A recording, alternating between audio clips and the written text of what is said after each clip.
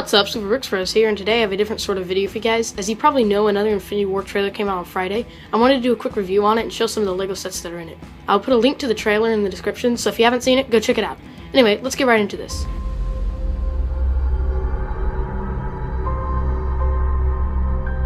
The entire time I knew him, he only ever had one goal. To wipe out half the universe. If he gets all the Infinity Stones, he can do it with the snap of his fingers. Just like that. Tell me his name again. Thanos. In this first part here, we see a rotating view of New York City and a distant light that is probably one of the portals we see later. During Gamora's narration, we get a quick shot of Black Widow, Bruce Banner, and War Machine looking up at something, very likely a portal. Then we see the roof of the New York Sanctum, followed by Thanos putting the Space Stone in the Infinity Gauntlet. Gamora snaps her fingers in what looks to be the Guardian's ship, and we see Tony Stark in the Sanctum and Gamora in the Guardian's ship again. Then, Thanos takes off his helmet.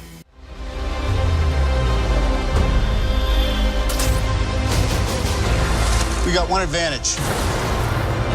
He's coming to us. After the Marvel intro, Peter Parker puts on his mask and swings under a bridge. During Tony's narration, we see another shot of New York with a portal above it and Iron Man flying up to it. To get there, he combines his two feet jets into one powerful jet and shoots upwards.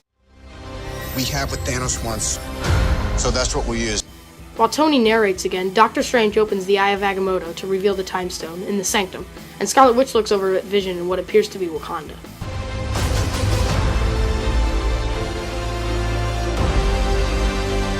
Next, we see Captain America, Black Widow, Bruce Banner, War Machine, Falcon, Vision, and Scarlet Witch showing up in Wakanda. After Cap shakes hands with Black Panther, we see Shuri examining Vision using a holographic projection. Let's talk about this plan of yours. I think it's good, except it sucks. So let me do the plan, and that way it might be really good. Wow. In this section, the Guardians, minus Rocket and Groot, exit a ship on what may be the planet Nowhere. Also, we see Star-Lord, Iron Man, Drax, and Spider-Man talking on what looks to be the planet Titan.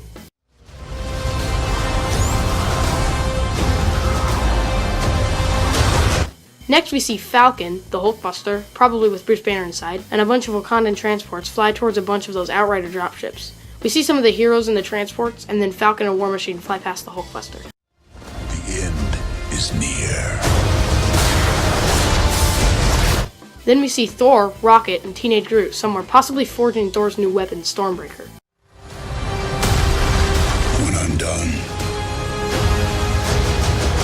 half of humanity will still exist.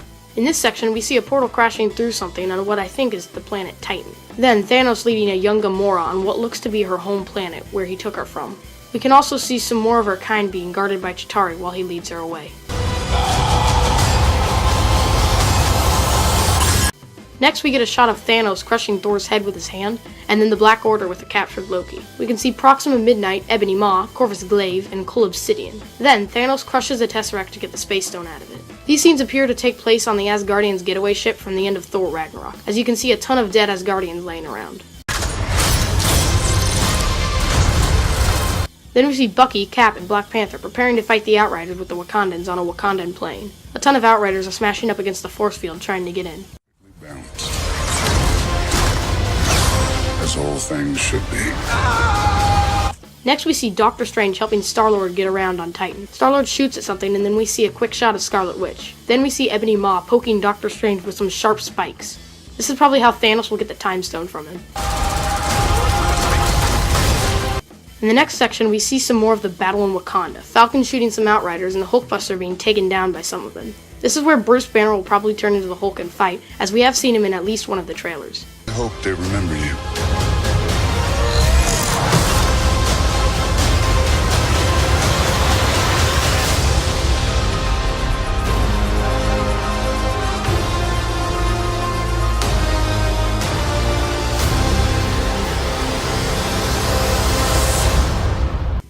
Then we see Thanos on Titan along with Tony Stark wearing a destroyed Iron Man suit. Two clips are spliced together, one showing Thanos jumping on Titan, and the other showing him fighting Captain America in Wakanda. He tries to grab Cap's head like we saw him do to Thor earlier, but Steve grabs his hand before he can. I'm Peter, by the way. Doctor Strange. Oh, you're using your made-up names. Then I am Spider-Man.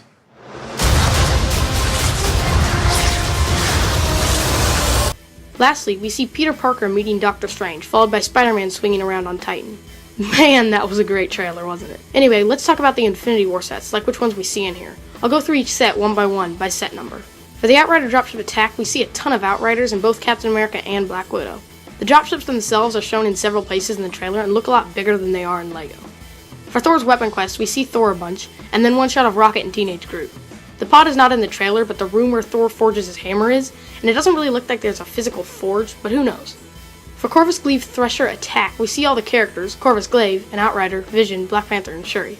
There doesn't seem to be a Thresher or Wakandan wall in the trailer at all. There is a force field though. For the Hulkbuster smash up, we see Proxima Midnight, an Outrider, Bruce Banner, and the Falcon. We also see the Hulkbuster. For Thanos Ultimate Battle, we see Thanos, Gamora, and Star-Lord, but no Iron Man Mark 50 with his big back jet boosters. We may see the inside of the Guardian ship at the beginning, but it might not be. For the Sanctum Sanctorum Showdown, we see Cool Obsidian, Ebony Maw, Doctor Strange, and Iron Spider.